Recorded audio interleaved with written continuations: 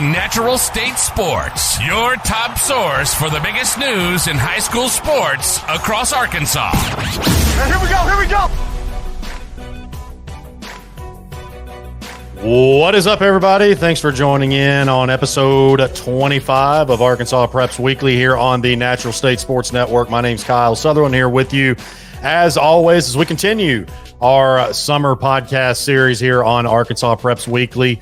This week, we're going to have another Little Rock Christian Warrior alumnus, Mr. Kendel Givens. After talking with Jackson Woodard last week, Jackson Woodard, of course, is one of the top linebackers coming into this season in the Division I ranks, definitely in the Mountain West Conference. Well, Kendel Givens, his former teammate that they won a state championship together at Little Rock Christian, is going to join us, and he is one of the top running backs in the Division II ranks. Kendel has set some Ouachita Baptist records and looking for a big senior season. Had a great past 3 years there. So going to talk with them a little bit about that, as well as the amount of kids that we have, Arkansas natives, that have continued to thrive in the Division II ranks in a Division I, or as we say, D1 or bust type world that we have in recruiting today. So I want to talk a little bit about that with Kendel, about how you don't always have to go to the big schools in order to thrive and have success at the next level. So really excited to talk with him, and I will go ahead and shut up and we'll get to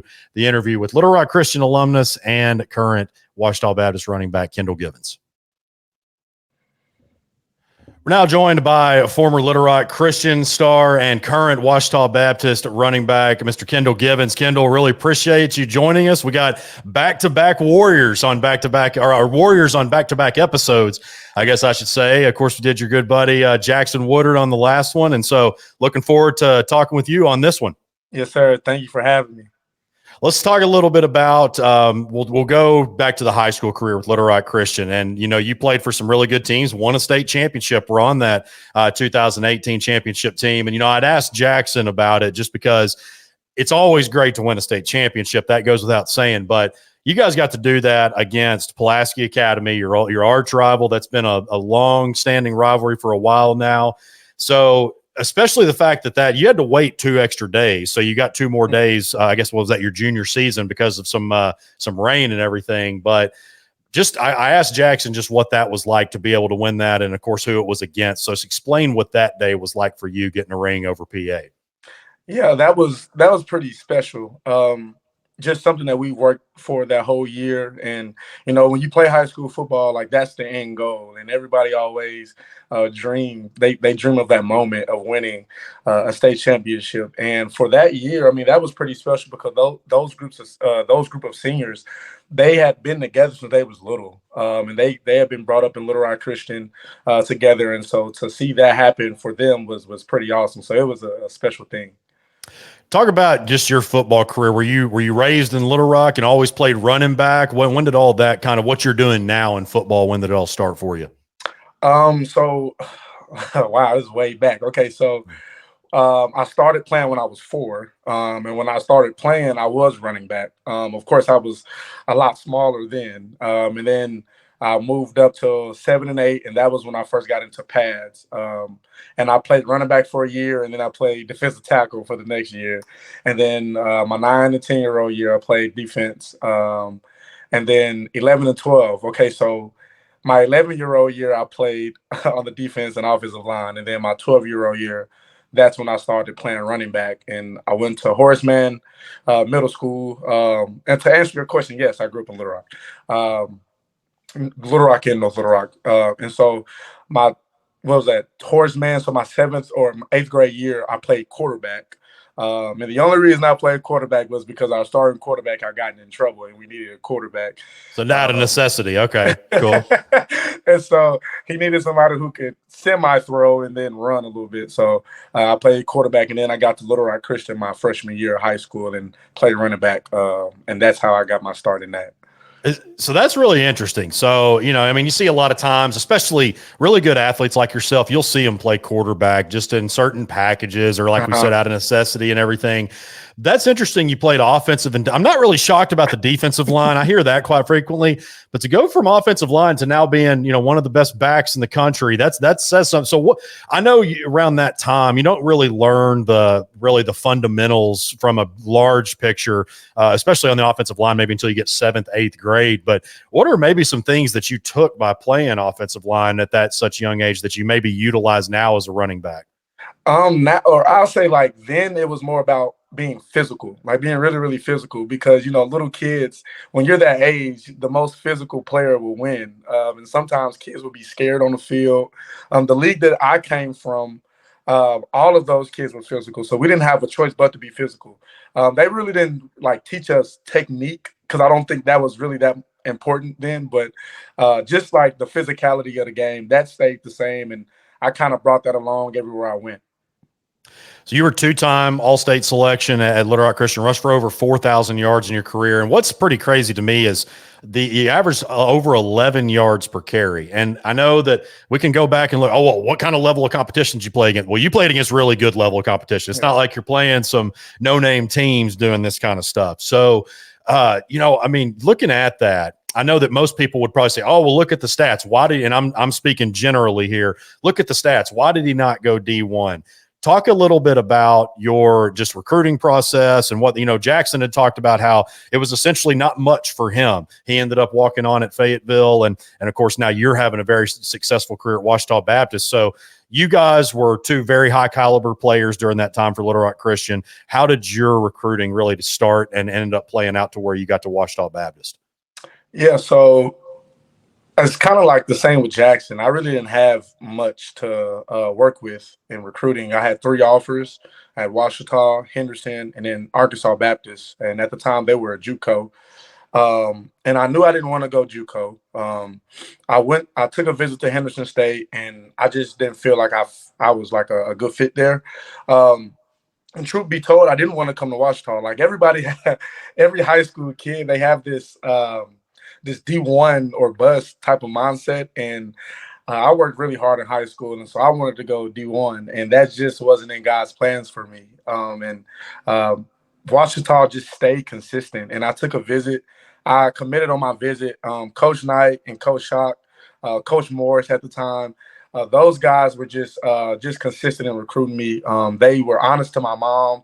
And if Mama Bear is happy, then it'll be a good deal right there. So, again, I didn't really have much to work with. I had some schools that I could have walked on, but I knew I didn't want to walk on anywhere either because I didn't want to put, again, my family in a financial situation that they didn't have to be in. It just worked itself out to where me following God's plan was the best thing to do. And I haven't regretted that not one time. So I'm happy where I am. I like what you said about the coaches continue staying. Obviously, they stayed in contact with you, stayed in contact with your mom. I think that's something that's loyalty used to be across the board. And I'm not trying to bait you in anything here. I promise you that. I know that loyalty, especially at the division, it's not quite, where it once was, especially with the NILs and everything like that. As much as it might be about money now, maybe more so than it once was, I think that it's very undervalued how much genuineness still is a big part in where someone wants to go. Because regardless of how much money you're going to make, you want to make sure that you're taken care of and you're valued as a human being, right? So that's one thing, of course, that I've heard about Coach Nye. You mentioned Coach Shockley. I've heard a lot of great things about him just from different recruits. So that's probably something that I feel like is a major lost art, is just the genuineness of coaching staffs and how important that actually is to your college decision. Yeah, 100%. And that's what they harp on here. Like we're not a big portal school. Like we won't go in the portal and find, 6, 7, 8, 9, we won't go find those types of players in the portal because they harp on building high school football players from the state of Arkansas.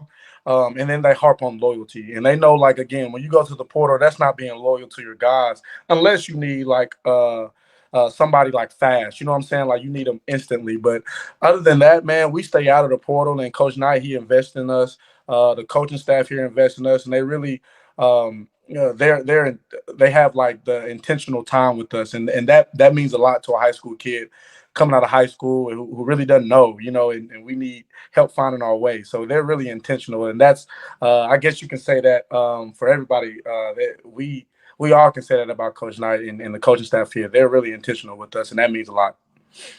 You look at just the GAC, obviously everybody in the nation is chasing Harding right now. You guys, Henderson has had some great success. SAU is coming off a great season with a lot coming back. And so I think I want to say it's six, we're recording here on a Friday. I want to say 6 of the top 7 teams in the preseason GAC rank are from Arkansas.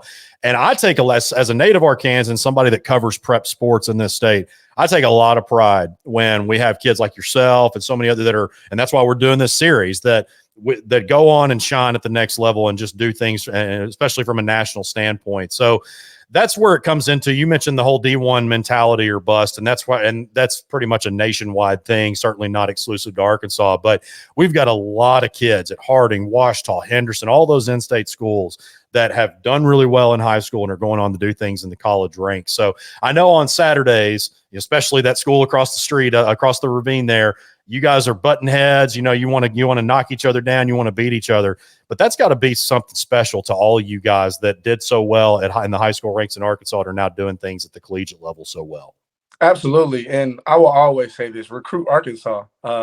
Everybody they love to harp on like the Texas kids and Louisiana kids and the Florida kids. And don't get me wrong, those are some pretty good states when it comes to athletics, but recruit Arkansas, man, because we have some talent here in Arkansas, and it goes every single year. We see it every single year, whether it's a kid making it to the NFL, MLB, NBA. I mean, these kids down here, we have talent in Arkansas. And so it's really important that the schools in Arkansas, they invest in the schools in Arkansas, because when schools miss out on kids like you mentioned, when schools miss out on kids like us, the other schools who are really like being intentional and recruiting us and taking the time to really know us, they get the best out of us. So yeah, recruit Arkansas. I know that we're getting to that point where we don't have to touch on COVID as much anymore, but your class, unfortunately, was one of those that was affected by that. And so and D2, now D1, it was a whole just craziness that season, but D2 didn't even play football. So I don't want to speak for you, but I mean, gosh, that was probably the first time since you were 4 years old, basically since not long after you could walk, that you didn't have a football season. Talk about what you learned from that, just some of the trials that you went through and what you did to keep busy. Honestly, it was a blessing because it allowed me to get adjusted to school first and foremost. And see, like at Ouachita, we didn't have online classes. They masked us up and we went to class. And so it allowed me to get adjusted to school, and then it allowed me to get adjusted to the game. And again, luckily, I was a part of a senior-heavy team, and I've been a part of a senior-heavy team ever since I've been here. And so that year, though, those seniors had been on the team. They got on the team, I think, in 2018, 2017. Like it was an old football team. And so it was a blessing for me because I got adjusted to the game. I got adjusted to the speed of the game. It allowed me to get better. It allowed me to grow in some weaknesses that I realized that I had. And then it allowed me to become closer with my teammates and stuff. So I didn't really look at it as like a bad thing that COVID happened. I looked at it as like a good thing, a positive thing, because I knew if I really took time to be intentional in COVID and took time to get better, I know I'd get a lot out of it. Hey, Kyle, I can't hear you. I think your sound. I'm sorry. I'm an idiot, and I muted my mic. I'm notorious for that. Just ask any previous guest. So I was going to ask, so your first year, 2021, had a great season, and you played in the backfield with TJ Cole. He was a little good, just a decent back. But no, actually, he was exceptional. And so I know that goes back to another thing, that one of the big hot topics in today's world is, and especially in sports, oh, well, I'm playing behind somebody, or I got to share time with somebody, so I'm going to hit the portal because I want to be that guy.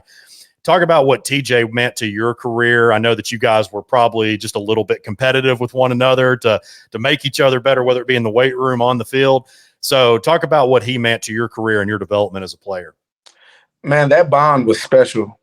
He and I just got off the phone literally yesterday. That bond is something special, and I don't think that you get that often now, especially in this day and age, especially with football and how it's going and how it's progressing. TJ and I mean, man, we grew together. We had ups and downs together. We got better together, and really, he taught me a lot. And he taught me about the game. He really taught me about like having a high IQ. Like his IQ of football was so high. And he was the type that could tell you what was going on, when it was going to happen, that type of deal. And so it was special. And so iron sharpens iron. I mean, as simple as that. And in the games, we'll be able to communicate and build off to each other. And I guess for teams, it was a little bit scary for teams because once one of us subbed out, you had to deal with another one. And so I don't think that was fun for other teams, but it was definitely fun for Ouachita. And like I said, man, it wasn't really like a jealousy type of deal. It was more so we wanted to celebrate each other. We wanted each other to be successful, and anytime he scored, I was the first one off the sideline to go congratulate him, and vice versa. So that was special. So nobody has scored more touchdowns in Ouachita Baptist, more rushing touchdowns in Ouachita Baptist history than you do. So Rex Nelson, who's one of my favorite play-by-play guys to listen to. My mom grew up with him, so I've known at least of him for years. And to hear that, to know that you're going to have cut-up tapes of here, the land of milk and honey and all those Rexisms that he has, that's got to be pretty cool because, there's some good play-by-play guys out there, but there's not quite as many as unique as Rex. Yeah, he's a legend, man. He is a legend. And honestly, I don't think you really will be able to take it in until you come to a football game or listen to a football game here at Ouachita. He is just exceptional on what he does, and he's done it for a really, really long time. So my hat goes off to him, and I just respect him because he's done it so long. And honestly, I mean, he's been at the top of his game ever since he stepped into it. So. Yeah, pretty much. If I'm not mistaken, pretty much since he graduated, even maybe as a student back at Ouachita during the day. So yeah, been doing it as long as pretty much anybody around now could remember. So, well, y'all been a great team for a long time. Ouachita, like I said, I mean, you look at I know Harding was kind of that one this past year that took that next step in the playoffs, but you look at you guys, Henderson, I mean, just pretty much consistent players in the postseason. And then you enjoyed your own individual great rushing season and just great season overall. So just all the hard work that you put in, all those times that you were sharing time with TJ, like we just talked about, to just be able to do that. And again, I know it's a team sport, but to do what you did individually, what did that mean to you to set some of those records last year?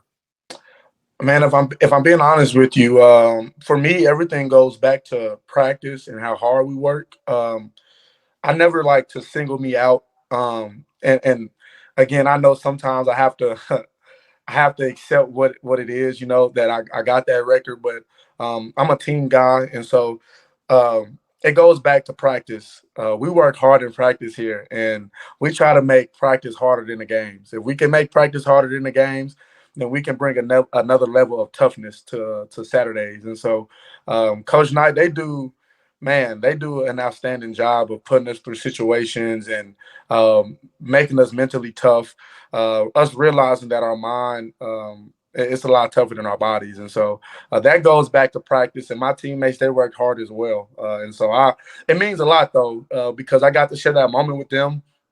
And my family, they came to that game and watched me break that record. And my mom surprised me with that, with my family. Like, I didn't know they were going to be there. And it just so happened that was a game that I broke it. And so that was a real special thing that I could share with my teammates and then share with my family as well. Let's talk a little Battle of the Ravine, one of maybe the most unique rivalry regardless of any division in football. Of course, if you guys are playing at Henderson, you walk out of your locker room, you walk across the highway over there.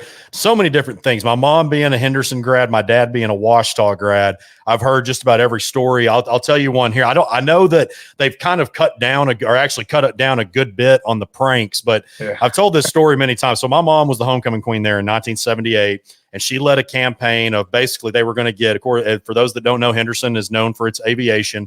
They were going to get a bunch of marshmallows, or they did. They got like 10,000 marshmallows, painted HSU #1, and they were going to have the plane drop it. Well, they tried that. A big gust of wind came through, and it blew everything basically across the ravine across the highway over to Henderson's side. So that's just one. And I know they paint the tiger. There's all kinds of things that they do. Turn the toilet water different colors. So now that that's been tamed down quite a bit, what are maybe some things, not to give away any future ideas or anything, but what are maybe some things now that y'all kind of do to jab at each other a little bit? Okay, so during that week, they have like this, I don't know if it's like a big speaker or what it is, but they play like their fight song. And so we hear it like just clear, loud as day on our campus.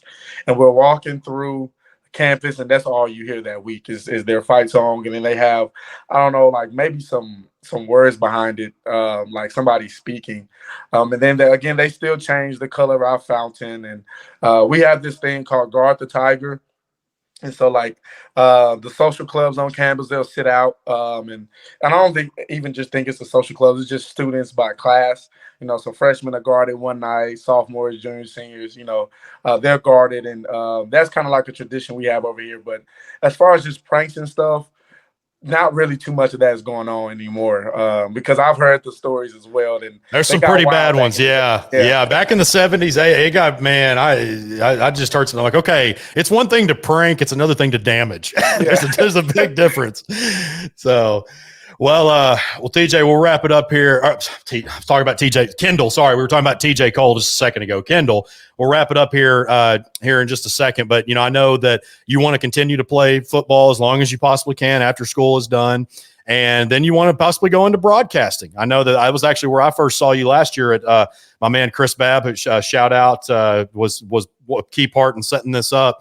I had a chance to go to his conference last November at Ouachita and was very impressed with some of the things that you had to say. What a great program that he runs there. So, hey, that's cool, man. I mean, as somebody diehard football fan like myself, and then to hear another Arkansas kid going into the industry, I'm really happy to hear that. So kind of talk about, again, I know you're going to play football as long as you can, but just some things that you have plans afterwards. Yeah, so like you said, it's always been my dream to play pro football, and that would be a dream come true. That'd be such a blessing for me to go on to the next level and continue to play. But Chris Babb kind of introduced me to just media, just getting involved with it. And my first time ever like doing something like this, going live with something, was covering Greg Jr.'s draft day party. And I was like so nervous. Like I was like, man, I do not know what I'm doing. Like, what do you mean? Stand-ups? What are you talking about? I don't know any of the language. And honestly, that was the best thing that could ever happen to me as far as that goes, because it threw me in a fire and I didn't have time to be nervous. Like as much as I wanted to be nervous, I really didn't have time because I had to serve those people and I had to serve Greg's family. And so that was awesome, because ever since then, there's just like a fire in me that I don't know, just never been put out. And any chance I get to work, I'll work. I got to shadow Steve Sutherland, and he changed my whole perspective about things, because I got to see how hard he works, how easy it is for him. Now, granted, he's been in it a long time as well, but and also Wes Moore, I got to shadow him as well. But those guys are, I mean, oh my goodness, those guys work diligently and those guys work hard. But I don't know, man. I've always had this nick for talking, and I love to talk. And so getting into this, it'll suit me well for sure. But I love it though. Yeah, that's great. That's great to hear. Yeah, I was always told by my teachers, if I don't stop talking, then I'm not going to amount to anything. So, I mean, I guess I proved them wrong. I don't know, but it is what it is, man. No, that's great to hear. It's great stuff. And we've been talking, of course, with Kendel Givens, former Little Rock Christian star and now Ouachita Baptist running back, one of the best in the country for one of the best teams that's been around for quite some time now. I mean, just talk about just consistency. Like I mentioned, what you guys, Harding, Henderson State, certainly been great for the state, just that recognition. And, man, to have two in the same town. I know, again, y'all obviously want to have more success than the one across the street, but it's just great, especially to have that in the same town. But, Kendel, great conversation, man. Really appreciate you hopping on. Best of luck to you moving forward, and really appreciate your time. Yes, sir. Thank you.